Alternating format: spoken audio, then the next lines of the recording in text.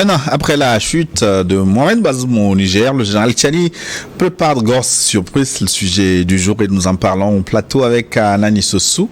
Il est consultant en communication politique en compagnie de Sok Goyou Kegewe, journaliste ancien ambassadeur du Togo. Si vous nous suivez dimanche à midi, il est pas 13h passé de 10-12 minutes. C'est le moment de nous envoyer vos contributions via WhatsApp. Je rappelle le numéro plus 228 96 08 43 43. Je vais les lire d'un moment à l'autre. Et si vous nous suivez en différé sur notre chaîne YouTube, c'est le moment de protéger cette émission par votre pouce. Likez-la, faites-le en même temps pour ne pas oublier.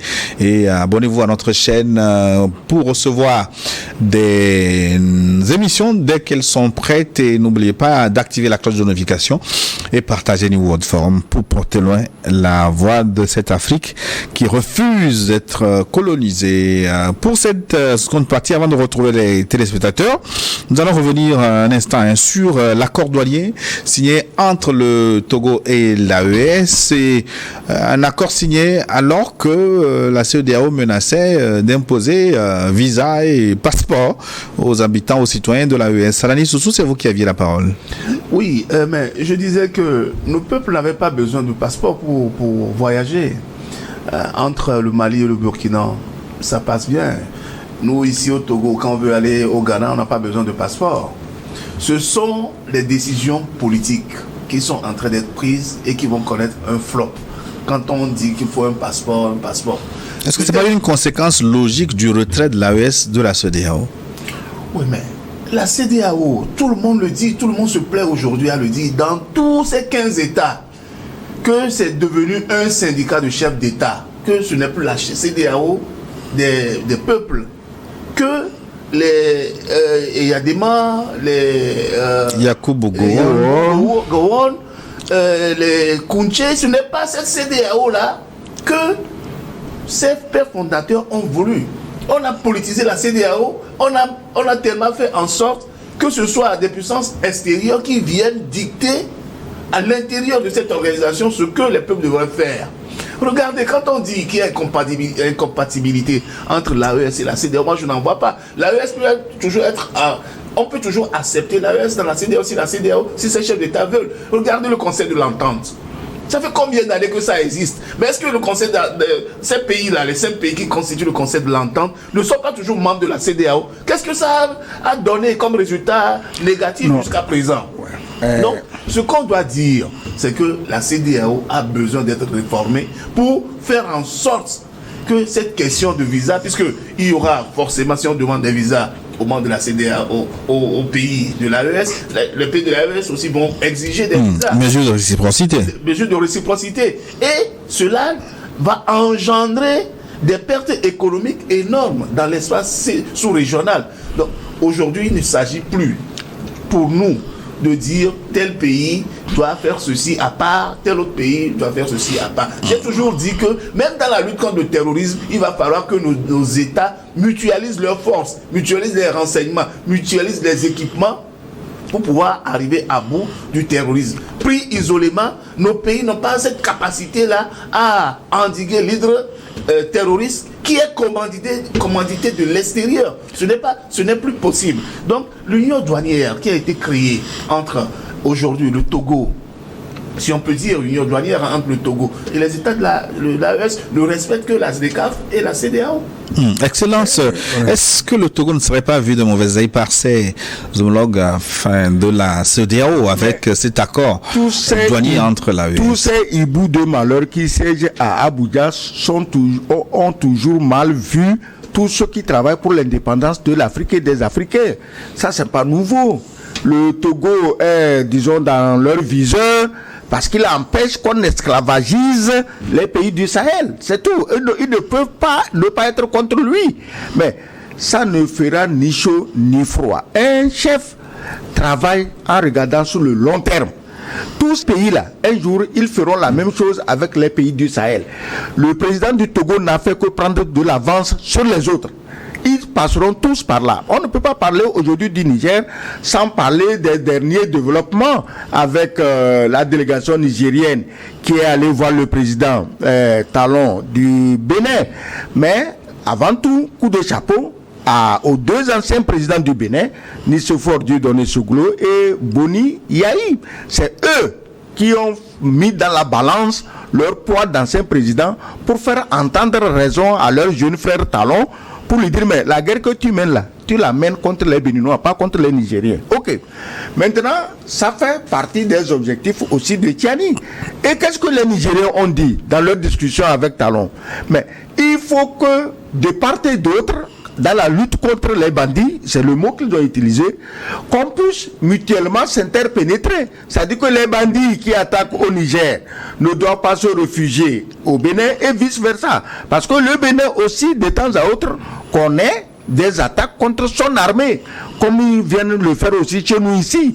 Donc, ici, nos pays, je ne sais même pas s'ils attendent qu'on leur dise ça. Le Togo, le Bénin, le Burkina, le Niger, le Ghana, ils sont obligés de s'entendre dans la lutte contre le terrorisme et que même les avions chasseurs burkinabés puissent poursuivre les bandits, comme ils les appellent aujourd'hui, jusqu'à Mango, jusqu'à Kara, s'il le faut, et vice-versa. Que si un avion décolle de Lomé pour poursuivre des bandits, qui puisse aller jusqu'à Waïgouya, jusqu'à chose. Si ces pays se donnent mutuellement ces facilités, mais les bandits, on en vient à bout en 2 jours. Mais si chacun lutte contre les bandits chez lui, il ne pourra pas. Mais c'est triste quand vous regardez ce qui se passe. Chaque fois qu'il y a une attaque terroriste dans nos pays, mais il y a des gens qui veulent utiliser ça pour booster leur carrière politique. Comme si eux, ils étaient là, les soldats seraient immunisés contre les balles. Non, il faut plutôt un mouvement de soutien populaire à notre armée. C'est ça qu'il faut. C'est pas qu'est-ce que je vais faire pour que mon parti politique gagne ceci, mon leader politique gagne cela. Non, on n'en est pas là. Si vous voulez utiliser la mort de nos très jeunes et braves soldats pour booster votre carrière politique, dans ce cas, il faut envoyer vos propres enfants au front. Parce que vos calculs politiques ne profitent pas à ces jeunes qui sont morts, et moins encore à leurs femmes, à leurs enfants et à leurs parents. Une dernière question avant de retrouver les téléspectateurs. Voilà. Quels sont selon vous les chantiers prioritaires auxquels Mohamed Abdelrahmane Tiani doit s'attaquer au cours de la deuxième année de transition au Niger? Oui, mais Mohamed, le général Tiani a déjà tracé une feuille de route dans son discours. Un bref discours, mais qui englobe beaucoup de choses.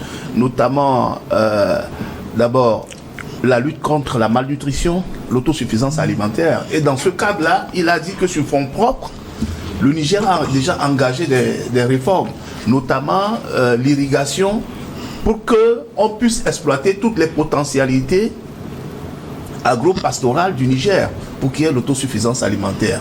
Donc, sur fonds propres, le Niger, dans toutes les régions, a déjà entamé ce processus d'irrigation des sols. Ça, c'est déjà un premier aspect. Le deuxième aspect, c'est l'érection d'une usine de raffinage de pétrole à Dosso.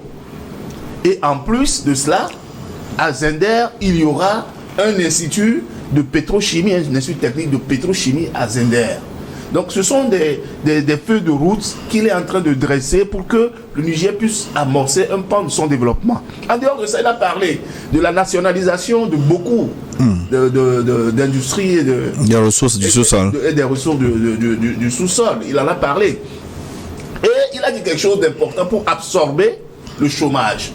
C'est que toutes les entreprises étrangères qui s'installent au Niger doivent en priorité exploiter la main-d'œuvre nigérienne. Toutes les commandes et les sous-commandes doivent être faites par les PME et les PMI nigériennes, les petites et moyennes entreprises nigériennes. Cela veut dire qu'on va booster le secteur privé et c'est le secteur privé qui va absorber le nombre de chômeurs nigériens. L'érection, par exemple, de la raffinerie de pétrole et de gaz à Dosso va permettre de la création d'emplois dans ces zones-là, le développement de Dosso et de Zender. Donc, il a des objectifs qui sont absolument clairs aujourd'hui. C'est que les ressources du Niger appartiennent aux Nigériennes et bénéficient aux Nigériens. Donc, c'est une feuille de route qu'il doit poursuivre. Notamment également, ce qu'il a dit d'important, ce qu'il doit faire aussi d'important, c'est la lutte contre la corruption. Heureusement qu'il a nommé un Premier ministre Zaïd, très populaire, très connu, qui a été déjà ministre sous Issifou, et qui est un expert des institutions financières internationales. Et tout le monde connaît son intégrité et sa rigueur dans la gestion des ressources financières du Niger. Cela est déjà à apprécier. Et s'il arrive, sur le plan du développement, à assainir l'économie, à avoir l'autosuffisance alimentaire, à nationalité des pans entiers de l'industrie nigérienne, et à faire profiter ces industries à son pays, je crois que d'ici 5 à 10 ans, le Niger sera comme un dragon, comme disait l'ambassadeur avant qu'on aille à la pause, sera le Qatar. Là, sera le Qatar de l'Ouest. Oui, construction des usines. Vous avez préféré plutôt le concept érection. Moi seul sais pourquoi. Il faut que le président... le président Tchani résolve l'équation du terrorisme. Parce que tout ce qui est arrivé dans ces pays, c'est les terroristes qui ont fait arriver tous ces coups d'État. Et ces dirigeants militaires sont venus sur l'engagement ferme d'en finir avec le terrorisme. Alors on leur multiplie les attaques. Ceux qui sont pour les terroristes multiplient les attaques. Je crois qu'il est temps que, sans honte ni faux semblant, que les pays anti-esclavagistes et anti-terroristes, que sont la Russie, la Chine, la Turquie et l'Iran, mais qu'ils renforcent leur présence dans ces pays pour qu'on puisse venir à bout des terroristes et de leurs commanditaires.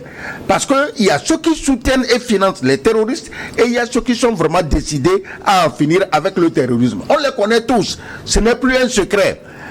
Depuis que la plainte du Mali traîne aux Nations Unies et que la France n'ose même pas, à ce qu'on en parle, on sait qu'est-ce qui se passe. Donc les pays anti-esclavagistes, anti-terroristes, anti-exploitation, que sont la Russie, la Corée du Nord, la Turquie et l'Iran, la Chine surtout, une grande puissance, la première d'ailleurs, qu'ils renforcent leur présence dans le Sahel et qu'on mette dehors tous les terroristes et leurs commanditaires.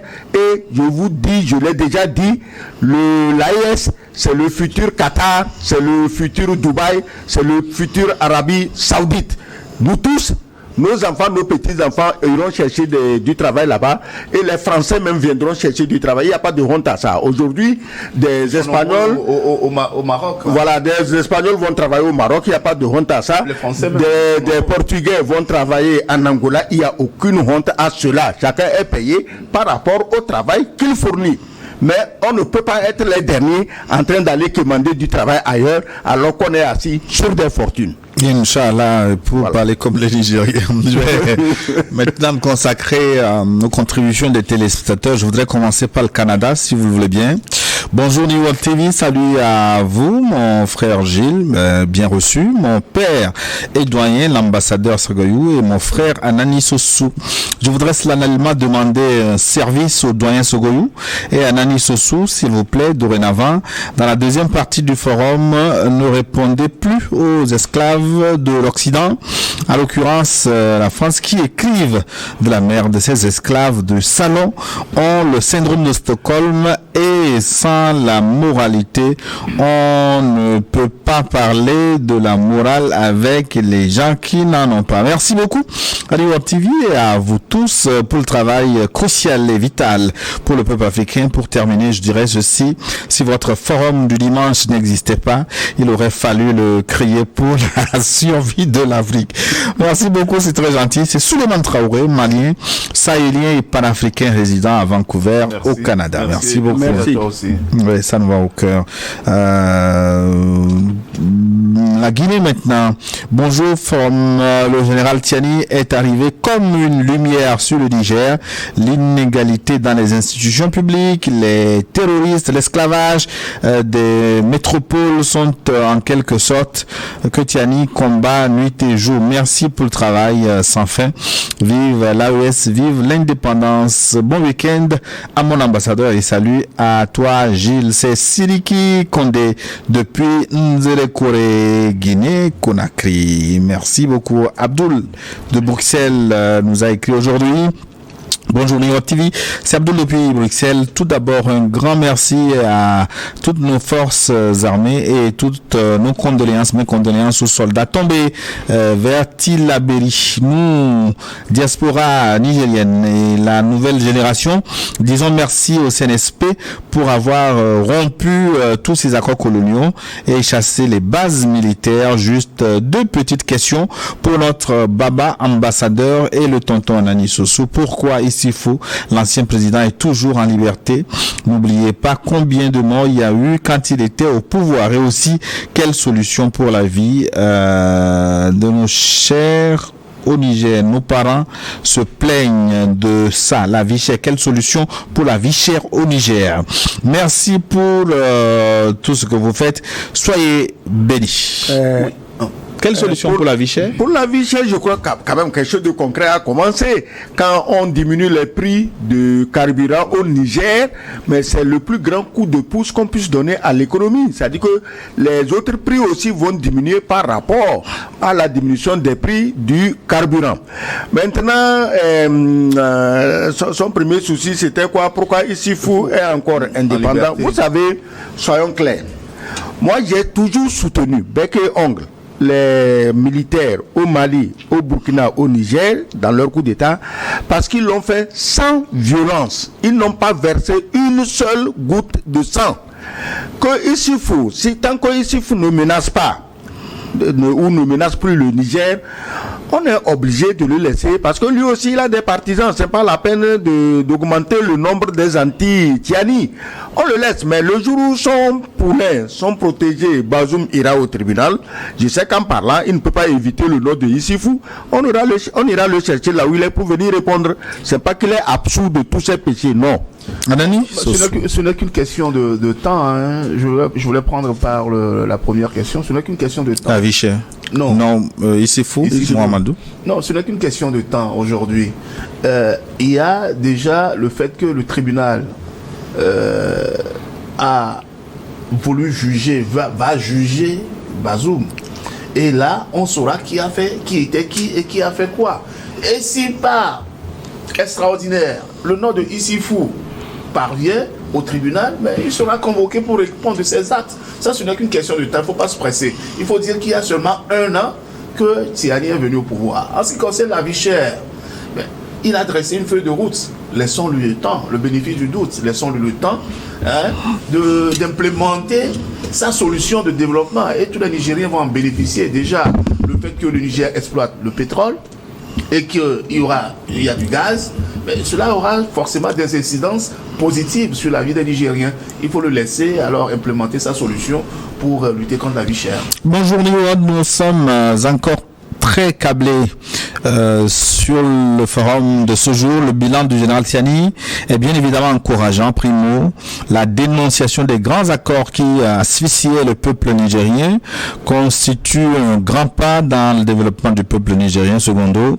Tiani, sous le couvert de l'AES, a permis vraiment de découvrir la porosité de la CEDEAO, cette CEDEAO qui dispose encore de 0,5% de chance de survie au profit de l'AES. Tertio, sur le plan sécuritaire, l'arrivée de Tiani a renforcé la sécurité du Niger avec la collaboration du Mali, du Burkina et de la Russie.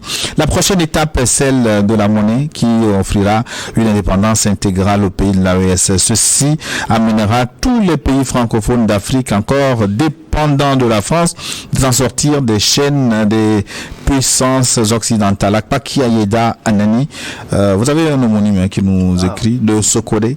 Sokode, c'est au centre du Togo. Merci beaucoup de votre contribution. Excellent Sokode, que votre ami nous a écrit de Farana. Je vais lire son message d'un moment à l'autre.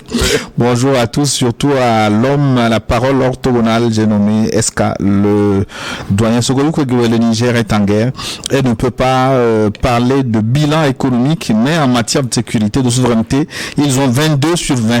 Adadevi, folie depuis Bamako au Mali. Merci beaucoup. 22 sur 20. Élève dépassant parfois ce professeur. Jato Bilaliou Frédéric nous a écrit également. Bonjour aux autorités du plateau Niveau TV. C'est Jato Bilaliou Frédéric depuis Palimé.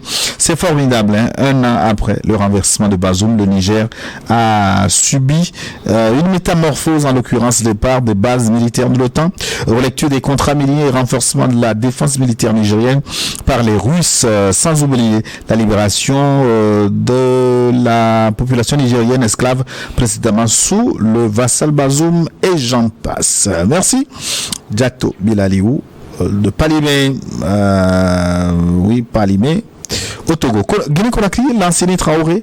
Bonjour Forum, bonjour mes superstars d'éveil de la conscience africaine. Une fois de plus, le Togo montre ses talents à travers vous, fils dignes de l'Afrique. Il est bon de rappeler que les années 90 étaient émaillées par les rébellions en Afrique. Comme cela ne suffisait pas, il faut changer le système avec le temps. Ainsi, actuellement, c'est le terrorisme qui bat son plein pour mieux nous maîtriser. Alors, si nous avons des gens qui éveillent nos consciences et nous protègent par les armes, ils sont les bienvenus. Surtout le sommet passé de l'AES, il n'y avait pas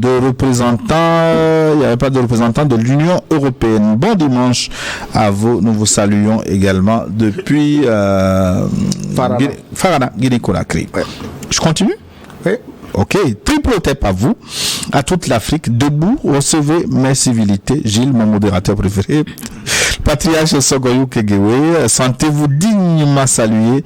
Et monsieur Sossou, mes salutations. Gilles, quand une seule personne est continuellement stupide, ça se comprend. Mais quand un groupe de personnes payées par l'argent des contribuables est en même temps stupide, cela ne peut que conduire à des soulèvements populaires conduisant à des coups d'État. En tout cas, la CEDEAO a bien fait de mourir de sa propre mort pour que nos peuples soient libérés. L'Afrique libre ou la mort, nous vaincrons. Inch Ishrabe Imenoch Nishtedi. Téléphone Nouma von Patriarche Sogoyo. Schönen Sonntag. Das bekommst du bald. Ja. Bis bald also.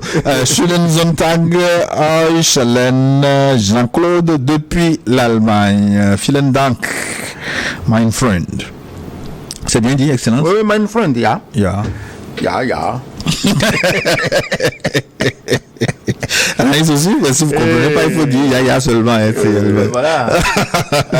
Il faut dire ya, au moins tout le monde comprend. Merci beaucoup, Jean-Claude Grussen, Ihre Familie in Deutschland. Thank you. Je parle anglais aussi. Je continue. Bonjour le plateau. Salutations distinguées à vous, mon grand frère Gilles, mon modérateur préféré, à mon papa. Est-ce que c'est pas le même message? Non, monsieur l'ambassadeur Sogoyou Kege, à mon grand frère Anani. Coucou spécial, bien sûr, au grand frère Abaki, à mon tonton innocent, l'homme innocent, à tous les téléspectateurs. Vous savez, grand frère Gilles, un militaire digne de ce nom, est et restera toujours au service de son peuple. Et c'est ça même, l'incarnation du militaire et peuple égal à un.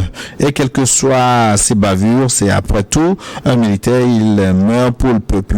Je ne crois pas que les démocratiquement élus qui nous sont imposés par qui, vous savez, pourraient mourir pour le peuple. Nous, peuple du Niger, sommes très fiers du président Tiani et de façon générale, nous, peuple de l'AES, sommes très fiers de nos présidents. Merci encore une fois de plus pour ce travail remarquable que vous faites pour nous, cette jeunesse africaine. Nous sommes très fiers de vous et que Dieu, Allah, vous aide, vous assiste et vous protège tous et protège toute l'Afrique entière de ces vallées locaux. Notez bien, j'aimerais juste informer mon papa SK que monsieur Gilles n'a pas encore accompli sa mission, celle de m'envoyer le numéro de l'ambassadeur. Il va le faire. Il faut que je note. J'ai donné l'accord, il doit le faire. Vive l'AES, vive l'Afrique libre et indépendante.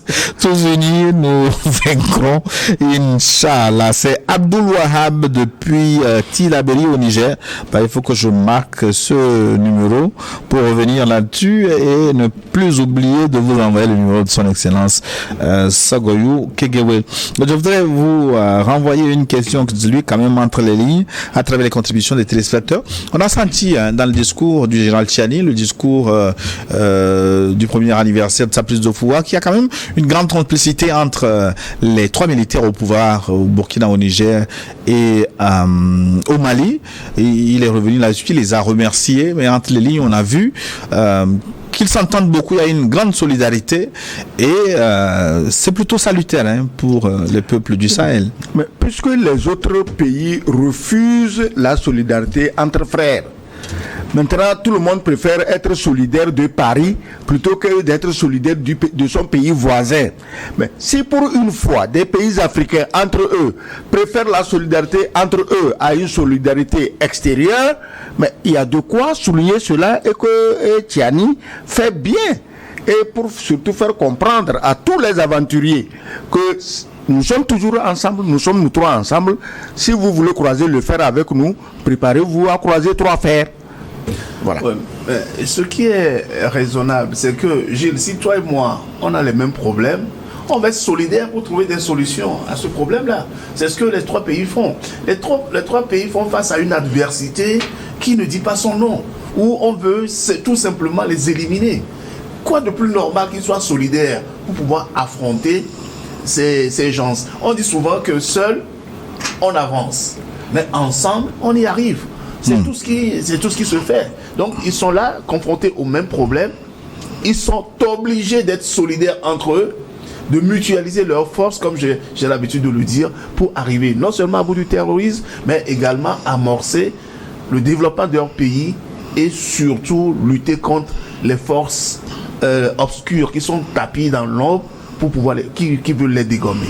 Bonjour Gilles, un salut particulier à son excellence Sagoyou Kegewe, le symbole de la charité africaine. Sans oublier monsieur Anani, extirper l'Afrique de ses nègres de salon et repenser le système éducatif et surtout nos croyances en vue de revenir à l'éthique qui a inspiré nos grands nationalistes est en réalité le travail que doit désormais, auquel doit s'atteler le panafricanisme. Merci pour votre éveil. L'Afrique est fière de vous. Florent, depuis Madrid en Espagne. Merci beaucoup, esta mañana. Après l'allemand, j'ai parlé espagnol. Espagnol, oui. Bonjour très chers défenseurs de l'Afrique et du Sahel. Un an après le coup d'État du Niger, le vent de liberté, de souveraineté, d'espoir et surtout de véritable indépendance souffle. C'est la première fois que les Nigériens se sentent très fiers d'être Nigériens, car désormais tout pays qui veut coopérer avec le Niger doit le faire en respectant nos conditions. Mes sincères amitiés à son excellence SK, au grand frère Anani Sossou et au meilleur présentateur Gilles. Soyez bénis. Votre bien-aimé Abdul Razak Yourna depuis Maradi au Niger. 233. Bonjour, le panel et à tous les invités. Non, 233, est-ce que c'est mal? C'est au Ghana. 223 ou 33? 33. Ah, le Ghana. Je vois l'ambassadeur beau et magnifique. Merci. Mais sans nom. Beau, magnifique et vieux. Pourquoi les gens ont peur de vieillir? C'est le temps qui passe et qui nous laisse vieillir. On ne peut rien. Le temps passe, tu dois vieillir. En tout cas, ça ne se lit pas sur votre visage, mais moi je vois tout jeune en tout cas. Bah attends, tu parles. Merci de me flatter. Je parais même parfois plus vieux que vous, avec mes barbes blanches, je parais parfois plus vieux que vous. Merci de me flatter.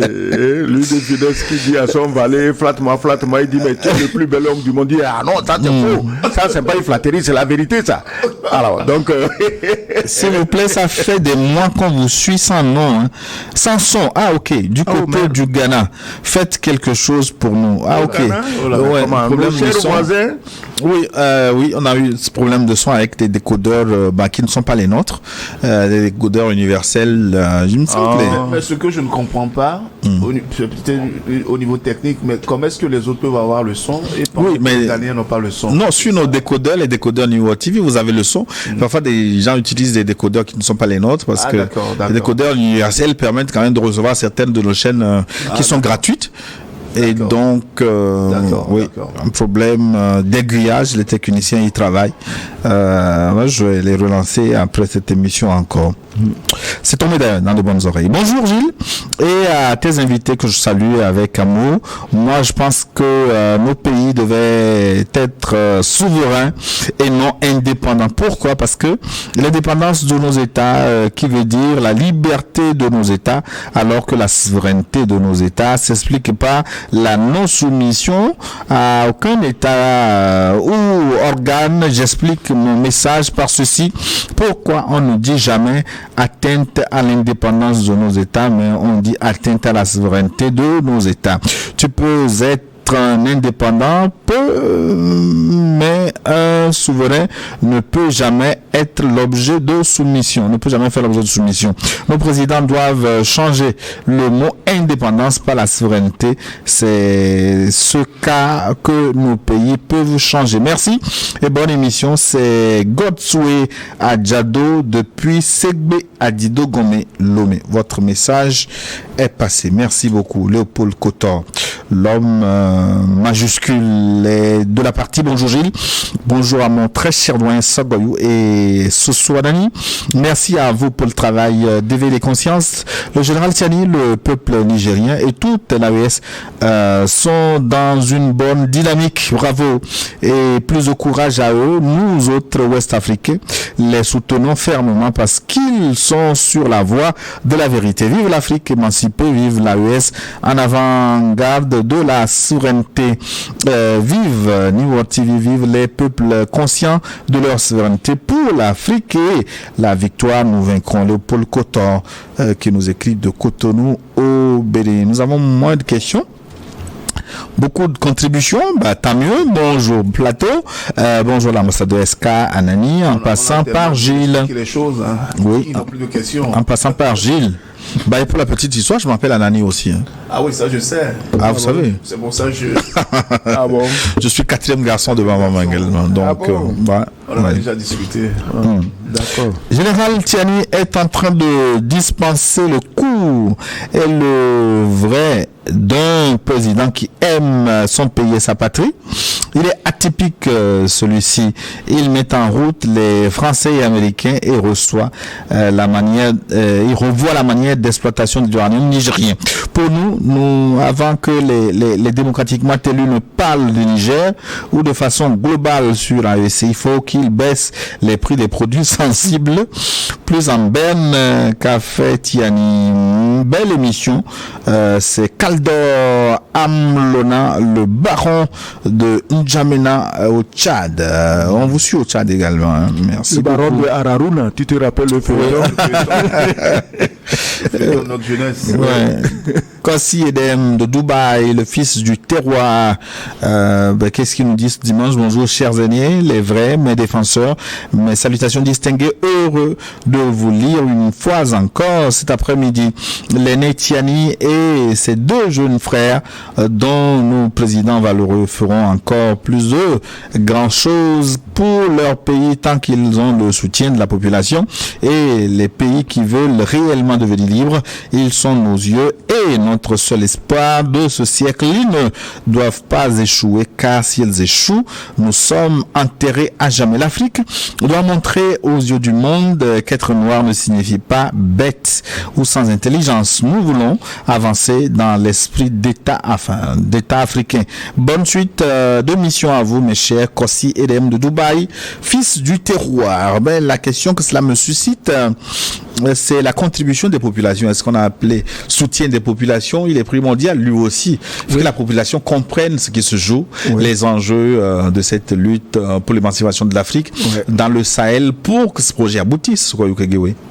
Oui, mais le soutien, il est, disons, primordial. C'est-à-dire que c'est ça ou rien. Si tu n'as pas le soutien des populations, de quoi tu dois te réclamer pour diriger le pays?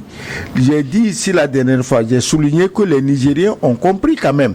On n'a pas besoin d'avoir fait Sciences Po pour comprendre que le pétrole, l'uranium était volé. Et on le sait. Maintenant, on n'a pas besoin d'aller à l'ENA pour comprendre qu'en refusant qu'on exporte le pétrole, c'est pour appauvrir les Nigériens. Ça, les Nigériens le savent. Donc, il y a des faits qui se passent sous leurs yeux et ils réagissent par rapport, parce que les Tiani ne sont pas venus raconter des histoires du temps colonial. Au temps colonial, on a fessé nos parents, tout. Non, on dit aux Nigériens ce qu'ils voient eux-mêmes actuellement sous leurs yeux et naturellement, ils prennent conscience et ils se disent c'est Tiani ou rien. La prochaine concerne Nani Sossou. Bonjour New York TV, j'ai deux préoccupations. La première est la suivante. La semaine dernière, le Togo a été attaqué par des terroristes. Cette semaine, c'est le Bénin qui en fait les frais. Pourquoi? À quelle fin? Que revendiquent-ils ces terroristes? Pourquoi ne sommes-nous pas capables de contrôler nos territoires dont les superficies sont très inférieures par rapport à ceux de l'AES? Ma deuxième préoccupation concerne le Nigeria. Cette semaine, on a vu Aliko Dangote se plaindre du système nigérian qui l'empêche de faire fonctionner sa raffinerie. Qu'en pensez-vous? Oui, je prends par le bas pour Aliko Dangote. Vous savez qu'au Nigeria, avant chaque élection, les candidats reçoivent des soutiens des milliardaires, de ceux qui peuvent les aider financièrement à battre campagne et à gagner les élections. Mais il s'est fait que lors des dernières élections, qui a vu l'arrivée de Tinubu au pouvoir, Dangote n'a pas soutenu Tinubu. Et bien au contraire, il a plutôt soutenu son adversaire qui a perdu. Donc, avant que Tinubu n'arrive au pouvoir, il y avait Buhari. Et c'était sous Buhari que des accords ont été trouvés pour que le Nigeria fournisse du brut à la raffinerie de Dangote pour que la raffinerie puisse travailler et exporter, vendre du pétrole au Nigeria et dans la sous-région africaine. Donc, ici, c'est en quelque sorte une vengeance que Tinubu est en train de faire sur Dangote, parce qu'il n'a pas été soutenu. Mais je crois que, ce faisant, il ne fait pas du mal qu'à l'industrie de Dangote, mais il fait du mal aux Nigériens. Il fait du mal à toute la sous-région. Parce que nous importons du pétrole raffiné de l'extérieur, qui nous coûte énormément cher. Mais si nous avons du pétrole qui est à côté de chez nous, qui est raffiné, qu'on peut acheter moins cher, pourquoi pas?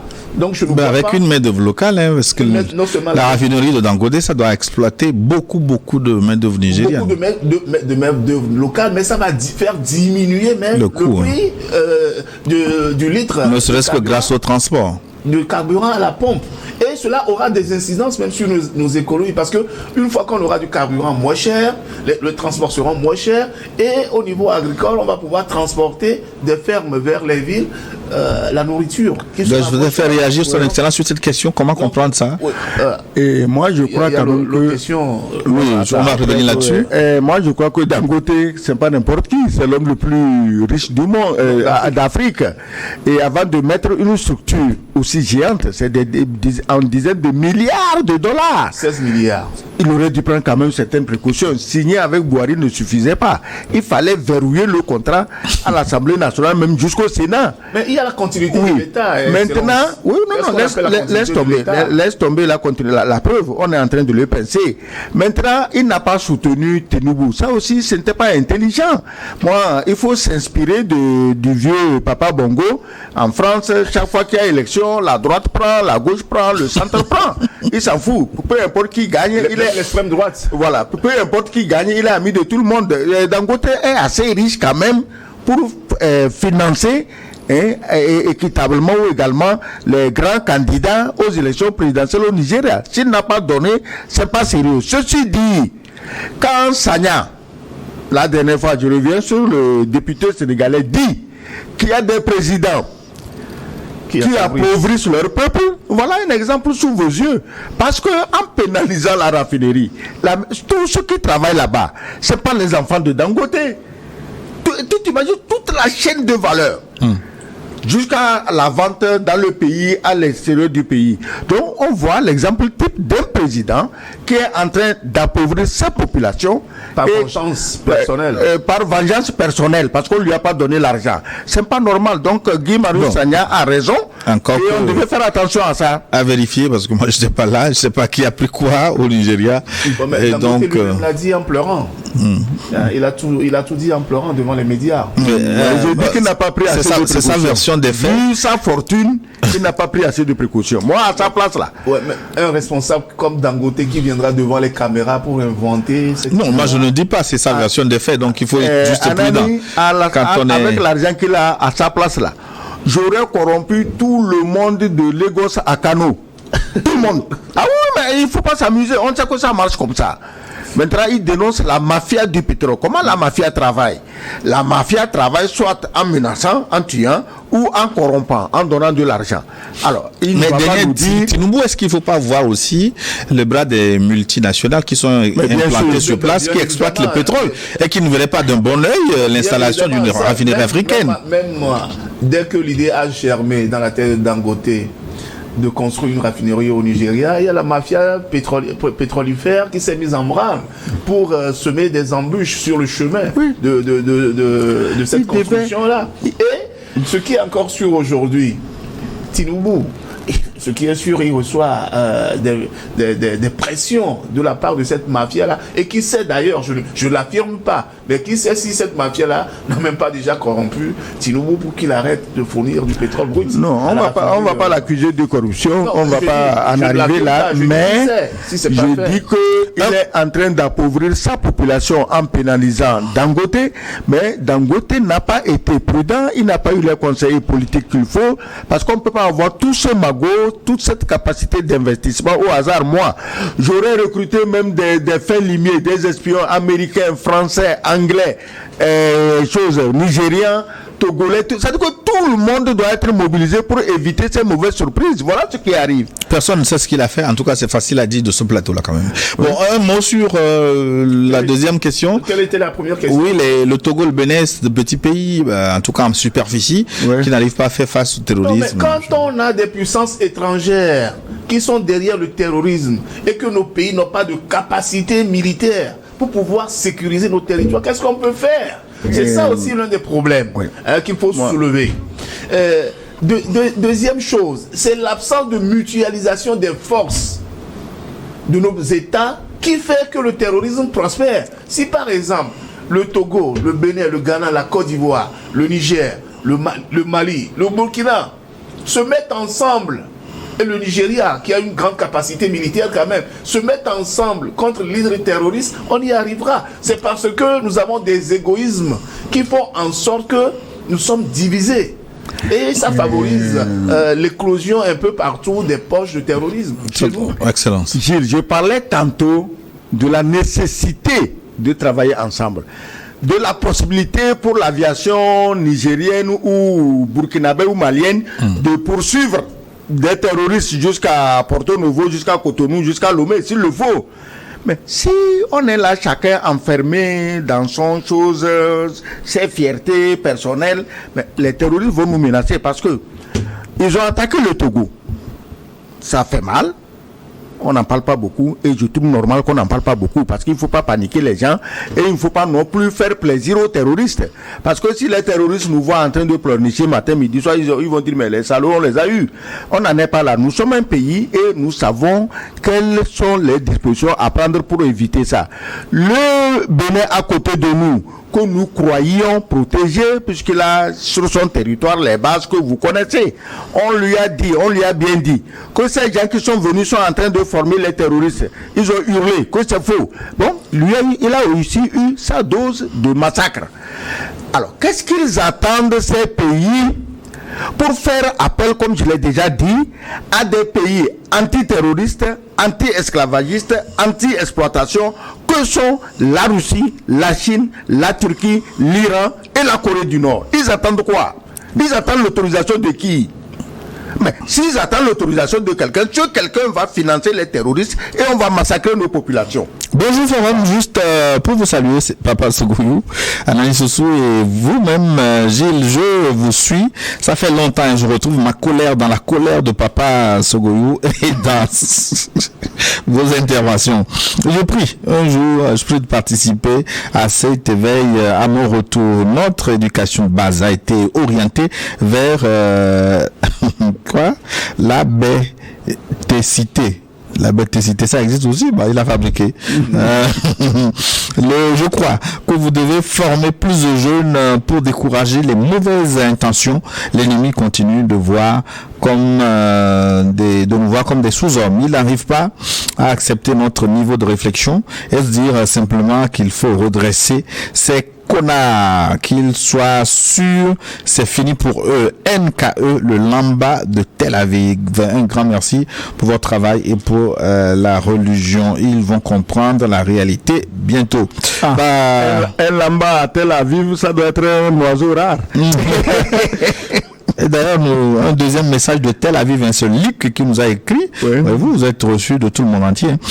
Je passe mes salutations à son excellence Sogoyou Kegewanani. Surtout, je salue la pertinence de vos analyses sur le plateau en ce qui concerne l'accord douanier entre le Togo et les pays de l'AES. Je dirais que le Togo s'inscrit du bon côté de l'histoire future qui sera racontée à la future génération. Le gouvernement doit prendre toutes les dispositions nécessaires pour faire face aux mercenaires terroristes occidentaux qui attaquent nos vaillantes forces armées togolaises et populations du Nord. Il serait très naïf de croire que la ligne diplomatique du président serait sans conséquence sur sa population et sur lui-même. Excellent dimanche. C'est Luc qui nous écrit de Tel Aviv. Ils sont encore très très nombreux à nous écrire aujourd'hui, mais là on ne pourra pas faire grand-chose. Anani Sossou. Malheureusement, le temps passe très vite. Je vais voir avec le DG si on ne va pas prolonger d'une demi-heure encore cette émission. Parce que tellement on a à dire, parce que nous sommes à un tournant de notre histoire, de l'histoire africaine, avec cet éveil de conscience. Le fait que beaucoup d'Africains commencent aujourd'hui à comprendre la nécessité de reconquérir ou bien de conquérir notre souveraineté, c'est très très important. Donc 2 messages. 1. Le général Tiani ne doit pas dérouter de son chemin. Il doit poursuivre son objectif pour que le Niger arrive non seulement à bout du terrorisme, mais à amorcer son développement pour que chaque Nigérien puisse manger à sa faim. Et si par mégarde il déroute de son chemin, ce sont les Nigériens eux-mêmes qui vont le redresser. Deuxième message, cette fois-ci rapidement pour notre 10 secondes. Pour notre pays. Le Togo a déjà beaucoup fait. Et c'est un secret de polichinelle aujourd'hui que le Togo supporte l'AES. La dernière étape pour le Togo maintenant, c'est d'adhérer à cet ensemble sous-régional pour que ces pays de l'Interland, le Mali, le Burkina et le Niger puissent avoir directement accès à la mer à travers notre adhésion à la conférence. Est-ce qu'on a forcément besoin d'adhérer? Parce que sans adhésion, il y a eu un accord. On peut être observateur, mais ce n'est pas le Togo. Parce que quand moi je regarde les territoires, le Togo c'est étroit. Il faut ajouter le Togo et le Bénin, ça fera une bande, disons, viable. Ce n'est pas le Togo seul. C'est le Togo et le Bénin qui doivent s'entendre avec les gens de l'AES. Et je crois que les récentes prises de contact entre le Bénin et le Niger finira par donner quelque chose allant dans ce sens. Donc, pour conclure, le général Tiani, le général Tiani, il fait un très bon boulot. Il veut faire manger tous les Nigériens à leur faim. Il en a les moyens. Le ciel lui a donné un fleuve. L'Égypte vit grâce au Nil. Le Niger peut aussi vivre grâce au fleuve Niger, puisqu'il porte le nom du dit fleuve. Merci infiniment à Cléso Pignan pour la réalisation de cette émission. Vous, téléspectateurs, de votre fidélité. À très bientôt.